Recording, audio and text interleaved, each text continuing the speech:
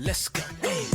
Wrightsville chillin', we vibe. Sip a cold one on Palm Tree Island. When the tide come in, gotta love it. Putting money in the meter, paddleboarding. All right, and welcome back to the Palm Tree Podcast. Thanks for joining us. Today, we are very fortunate to have Mr. Tom Hackler of Masonboro.org. How you doing? Doing great. Thanks for having us on. So tell me, what the heck is Masonboro.org? Let's say I just moved to town. Okay. And I've heard of Masonboro. Sure. So what's it all about?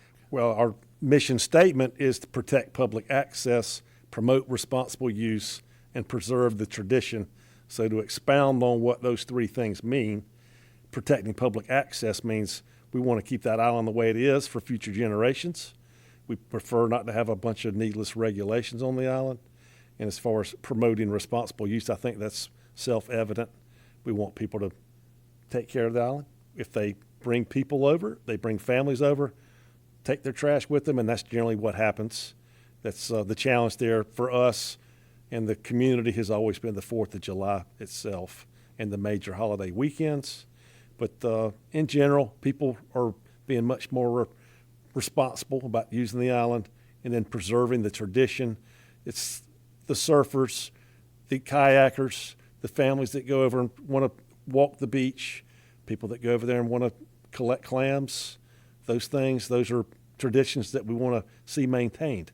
So all those three things are kind of linked together because if you lose one of those three, the chances are going to impact the other one or two. So that's what Masonboro.org is really about. Masonboro.org formed back in 2009. There was a 4th of July party on Masonboro Island, the backside, and it got it kept growing by the years, and then by 2009 it turned into a fairly large party where a lot of kids would go over there and they left a lot of trash behind. And we had a group of boat captains, local people, that saw this and realized that that was not satisfactory, that leaving all that trash behind on this uninhabited, pristine, beautiful island that we all love all the time was could potentially become something that maybe impacted the ability to access the island. So that group of people got together, cleaned the island up either that day or the next day. I can't really remember exactly how that went. But then that group of people got a larger group of people together and formed a group of people that kind of kept an eye on the island. Mm-hmm. And they realized that really the 4th of July was really the only big weekend. Sure. Because it's summertime, kids are out of school. We realized that a lot of kids would come in from out of town and they would basically hire boat captains or however they could get over to the island. They didn't really know where they were. They didn't really have any ownership. How they were going to get off the island. How they were getting off. So, I mean, we went through all that for a number of years. Kids would swim across the inlet and not understanding the dangers there, depending on the tide and all that.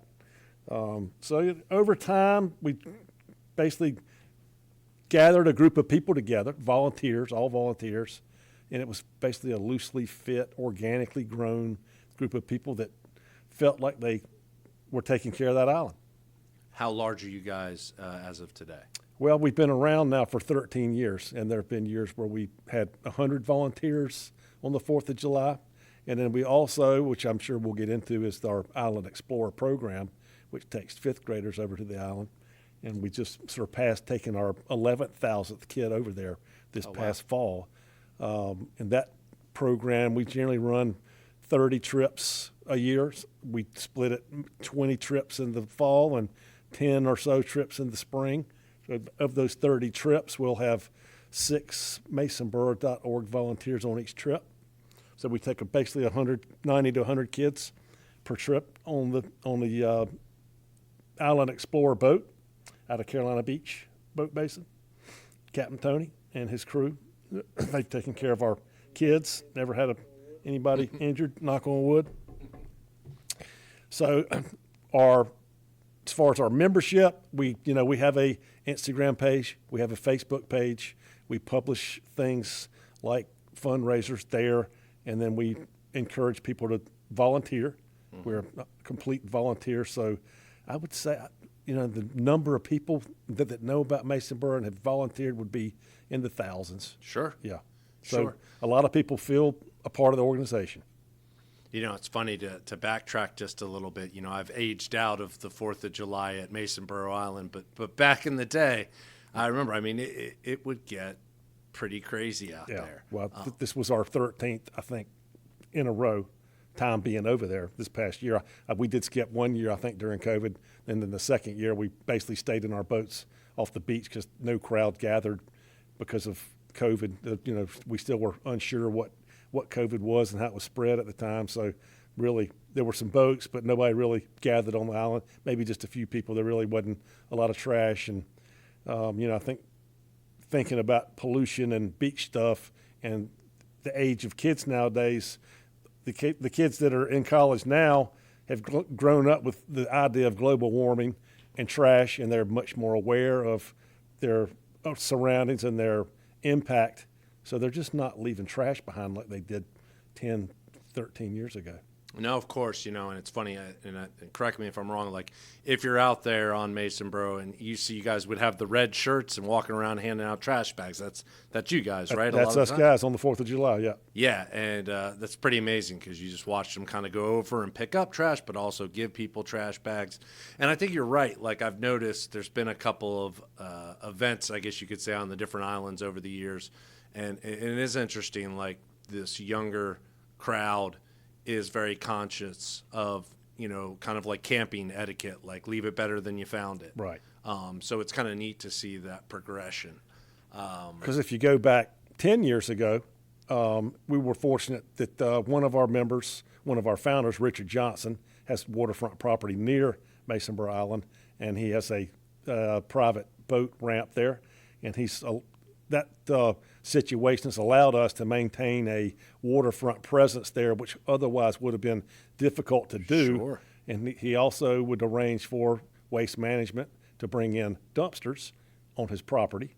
And we had a tractor there, and we would fill up a big tractor with trash cans, trash bags. And there were years where we filled up 3 full-size dumpsters of trash. That's awesome. Or maybe 4. So we were, and then that was probably at the worst, 5,000-6,000 pounds of trash.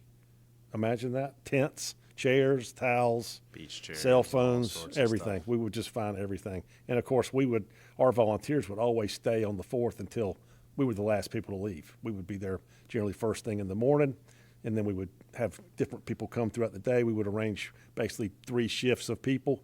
So we would bring in 20 people in the morning, 20 in the midday, and then 40 or whatever we needed in the afternoon.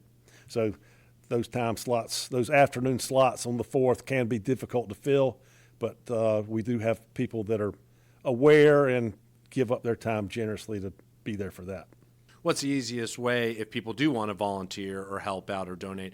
Is there the website, Facebook, and where do you think you have the most traffic or best place? Well, we do have a website, and we would link that through, if somebody wanted to get a hold of us through Facebook or Instagram, they could message us privately that way. And we have people that watch that stuff. They would get a notification through email or messenger. And then there's links on our website for contacting us and all kinds of ways. Okay. So, yeah, we're always looking for volunteers. And, we're actually looking for board members, people that want to get more involved. Okay. So, and donations as well. You guys do fundraising? We do fundraisers. We're pretty well right now on the fundraising, but always, I'm very proud of the organization over the last 10 years or so. The community stepped up. We have fundraisers. We have corporate sponsors. Duke Energy's been a big sponsor of our Island Explorer program. So we're always looking.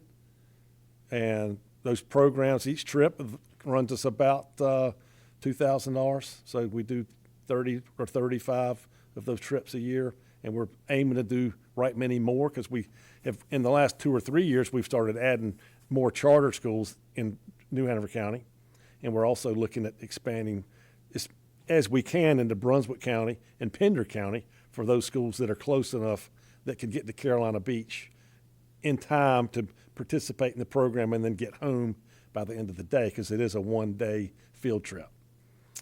So that field trip, they come to Carolina Beach. They're usually there at 9 or 9:30 in the morning.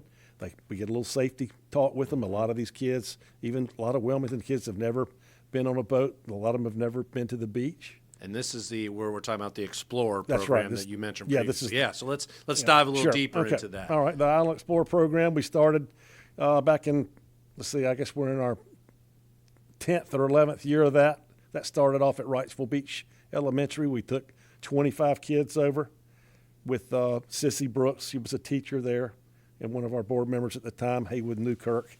He and Sissy arranged to take 25 kids, and we got a pontoon boat, and we had Joe Abadi take kids over and explored the island. The kids thought it was great. The parents thought it was great. So we said, maybe we can do more of this. So that was like in the fall of that year. In the spring, we took 50 kids. And then the following fall, we took 100 kids. And then it just kind of doubled until we were taking 1,800 kids a year, all the kids in the county, or at least making the program available to them. Sometimes, for whatever reason, there are other field trips kids would want to go on. So some of the schools might not pick our program, but it is a very loved part of fifth grade in New Hanover County. Okay, so it's a fifth grade specific thing. And All right. we're looking to maybe do something there as well, because there were some kids that missed our program during COVID, so they would be 8th and 9th graders now. Right. We would like to potentially make up some of those trips for some of those kids, which would allow them to possibly go with some of the current fifth graders and mentor, offer some mentoring type situations there. We're working on that. Now, why fifth grade? Was there a particular reason? What's the thought behind that? Well, I think fifth grade started off kind of organically as well with Sissy. Sissy was a marine science educator. It fit in with the fifth grade curriculum. Right. So we once again, organically, kind of how it fell into place. And even myself, one reason that I've been so excited about Island Explorers for so long, 10 years of it, is I grew up in the 1960s. And we had Jacques Cousteau on TV, and I would stand. You might remember it too. I'd stand in front of the TV and watch that show. Oh yeah. I grew up in Raleigh, but we'd come to the beach for like a week or two in the summer. Yeah. And then I'd go back, and Jacques Cousteau, I was just mesmerized. My mom would have to come grab me in front of the TV and say, "It's dinner time." So he would come on like, I can't remember, it was once a week or once a month, but even as a fifth grader, I was negotiating with my mom so if we could have dinner in front of the TV for that one show. So She said you got to read your National Geographic. That's first. Yeah, similar here, man. Similar here. Well, as far as when we're talking about the Carolina coast or North Carolina's coast, how unique is Masonboro Island, right? There's I always find unique because I think, man, there's like 8-9 miles. I mean, how? yeah, seven or eight, Just yeah. untouched. Yeah. It's got to be fairly unique, right? It is a unique island. It's low island. There are other islands like Bear Island, Cape Lookout, Shackleford that are similar, but they're different. The whole North Carolina coast is always fascinating me. I'm very familiar with most all of it. I've spent a lot of time on the Outer Banks, Cape Lookout, all over. I've been all up and down the coast as long as I can remember. But Masonboro's right here in our backyard. And Wilmington's, as anybody can see, is not going anywhere. It's not getting any smaller. And, the pressure on that marine environment, which is what basically attracts a lot of people here, our beaches, is intense. The boat traffic's picking up. Luckily, outboard motors are getting cleaner. And, there's a lot there to be aware of as far as protecting what we have and preserving it for future generations. That's kind of what we're about. I think people generally want to get on the water in their boats and have a good time. So, slow down a little bit. Yeah. Respect other people's rights to be there and their privacy and all that stuff. And Respect the wake. respect the wake and mind your trash. And, we encourage our Masonboro members when they go to the island, take a 5-gallon bucket with you and pick something up and leave it cleaner than you found it. Is there anything else you want to get out that I hadn't Well, I asked? mean, we that are near and dear to Masonboro.org, we feel like Masonboro Island is somewhat of a almost overlooked part of where we live by a lot of people just because they maybe don't get over there as much as some of us do, but we consider the Yellowstone of southeastern North Carolina as just a resource that we have got to protect at all costs because future generations need that. And that's just something that part of the allure to me of our Island Explorer program is making these inner city kids aware that they are part owners of that island because it is a public space. So, I mean, when you want to talk about equity and inclusion, I'm all about that for these kids. Mm-hmm. I mean, a lot of these kids, they have parents that the thought of going to Wrightsville Beach and spending $5 an hour for parking, they're just not going to do it. So these kids just don't get to the beach. And, you know, when they get on a boat, we used to ask, but we don't ask anymore, but we can generally tell which kids this is a new experience for. Right. And it's probably in the neighborhood of 30% of the kids have never done this before. And then they set foot off that boat on that island, and they're looking around, they're hearing about the water cycle, because we have highly educated and highly trained educators on that trip as well. Through Carolina Ocean Studies, they run our program. And, you know, we'll have 6 of them on the boat with us, and they're talking to those kids about everything they're seeing. So it's in the field, hands-on, and they're getting asked questions. And you can't imagine how smart most of those 5th grade kids are. They're just sponges, and it's just great to see them. Do you watch their faces, especially the ones you can tell that have never yeah. been in that environment at all? I mean, that must be pretty neat. I mean, I just usually sit down and start talking to them, and all of a sudden you got a crowd of kids. They all want to answer the question. They're kind of like jockeying for position so they can answer the question. And, you know, I start asking them a little harder question, and, you know, it's just kind of really fun. So, that's awesome. Well, thank you again for being on the show. We really appreciate it. Donate, volunteer, masonboro.org. You got the website. You've got Instagram, Facebook, all sorts of ways to find them.